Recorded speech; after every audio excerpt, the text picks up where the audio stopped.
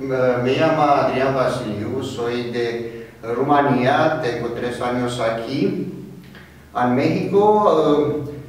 Soy ingeniero mecánico en construcción. Yo trabajé mucho en construcción de Metro Bucarest de Rumanía y ahora yo vivo aquí en Monterrey.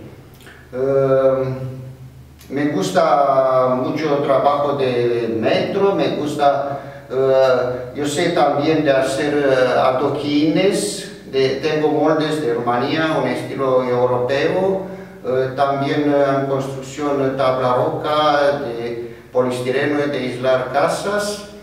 Yo construí también aquí una casa carretera nacional estilo de TEC, pero aislada. Y quiero un trabajo en mi dominio.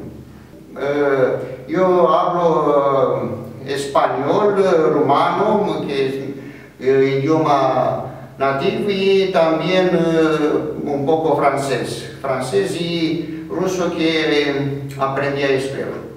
Me gusta mucho puntualidad, me gusta trabajar, soy un hombre muy correcto. Y también me gusta trabajar para ganar. Gracias, esta es mi presentación y espero un lugar que me gusta.